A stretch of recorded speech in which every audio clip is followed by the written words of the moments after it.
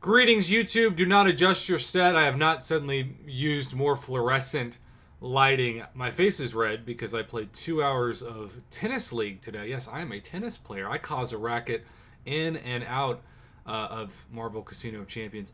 And I got sunburned today.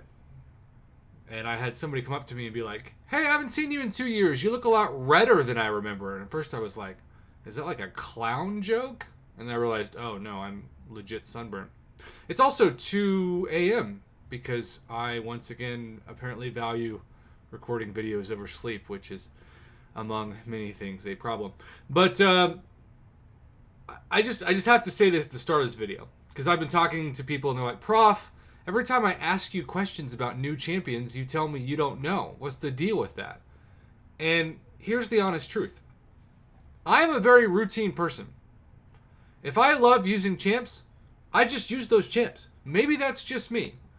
But most of the champions, even my rank 5 5-stars and rank 2 6-stars, I don't use.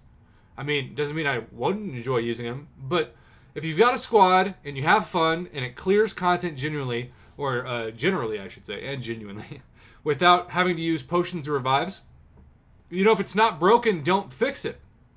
And so, most champions I don't learn about because if I needed to learn about them, it'd be because I would use them. And I'm not going to use them, so I'm just not going to fill my brain with that information, even though maybe I should.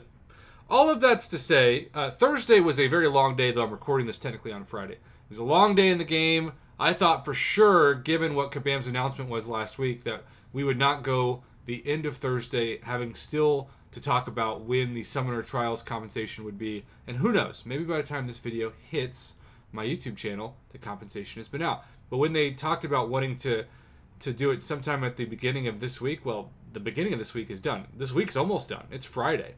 But so much was going on in the game that when I was doing my first live stream in 2 days, I was told, "Prof, have you checked out the new 6-star Unstoppable Colossus yet?" And I said, huh? There's a new 6-star Unstoppable Colossus? Yes, there is. Now, I gotta give Kabam credit.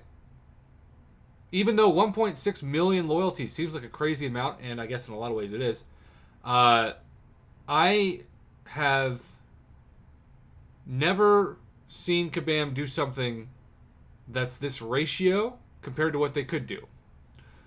For example, in most cases, Kabam likes to charge 2.5 to 3 times for the 6-star what the 5-star equivalent is, which would make the 800,000 price tag for a 5-star go, I don't know, to at least 2 million, maybe 1.8 million if we were lucky, loyalty for the 6-star. But they haven't done that. They've just doubled it. And notice that there's actually a bigger increase from the 4-star to the 5-star in terms of percentage than there is from the 5-star to the 6-star. Because the 4-star jumps from 365,000 loyalty to 800,000 for the 5-star, which is more than twice that of the 4-star. Whereas the 5-star to the 6-star, it's literally 2x. With that being said, I'm in a really unique position because I don't care about loyalty. Because I haven't done Alliance War in years, and I would rather go alliance free. Like if my alliance told me tomorrow, there's been a change of plans. I know we only have one battle group that does Alliance War, but now everybody has to do it. I'd quit. And I'd either find a new alliance that doesn't do Alliance War, or I would just be allianceless.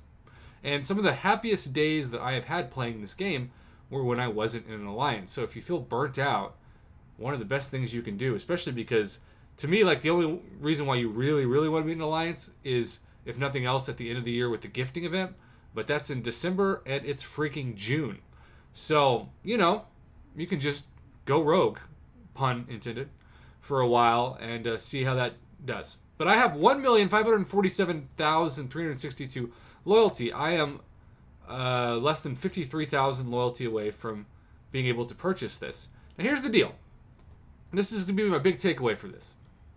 Unstoppable Colossus, I think, is worse than Juggernaut and like 1,000 times worse than regular Colossus. Now I'm not saying that they have to be mirror images of each other, because if Unstoppable Colossus was exactly what Colossus is but could go unstoppable on specials, then regular Colossus would become inferior Colossus. But I do think this champion deserves and badly needs a big buff, a big overhaul, not just a tune-up, but an overhaul. Because if you're going to spend 1.6 million loyalty, it should be for something other than a trophy champ. And that is what this guy is. I have the 5-star version, and I use him in the arena maybe once a week. You know that the 6-star Unstoppable Colossus would be great for a 6-star featured arena run, and that's it. That sucks. So, my takeaway is, the only way that he's really worth it is if he gets buffed. And I'm not saying, again, he has to be exactly like Colossus, but he should have some of the utility that Colossus had. I would love for him to be one of those really great parry-heavy champions, just like Colossus is. And if you can stack certain debuffs, if you can gain the ability to eventually have those big yellow critical hit numbers that we love so much in the game, that'd be great. But 1.6 million for me, because I don't care about loyalty, I don't spend it. I'll spend it just because I've got it. But if you do Alliance War, and of course you want your loyalty for things like invulnerability boosts, you're gonna want to hold on to it. So I don't know. I'm happy with Kabam that it's just a straight 2 times price tag from the 5-star, because I was worried if it was more than that from the 4-star to the 5-star, it was going to be a crazy jump to the 6-star. But at the same time, especially because this guy has to be awakened, and 6-star awakening gems are so rare, and if you get a 6-star awakening gem, especially a class-based mystic one, you'd be an idiot at this moment. Just to be blunt. Can you imagine awakening Unstoppable Colossus with a class-based 6-star Mystic Awakening Gem, and then you pull Doctor Doom or Black Widow Clairvoyant? Heck, Longshot, Dragon Man, you name it. Just like, wow. Can I have that back, please? No, you can't, because that's not how this works. So, kabam.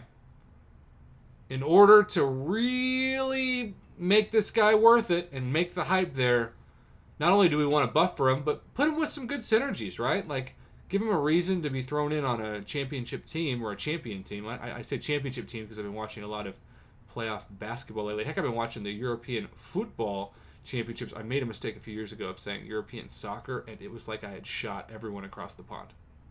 So sorry about that. I will say football because it's with your foot. American soccer is like apparently a synonym for trash overseas. In America, we just say Oklahoma? I don't know. Either way, thanks for watching, YouTube. I really do wonder, like, how would you buff this 6-star Unstoppable Colossus if you could buff him?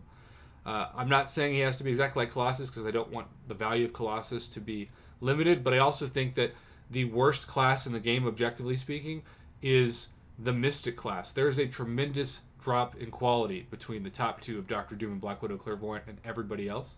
And if he was better, that would make the class better. And since you can't get him in a crystal, you want him to be better, especially. All right, end of rant. Let's make sure this isn't close to 10 minutes. Let's end the video here. Thanks for watching.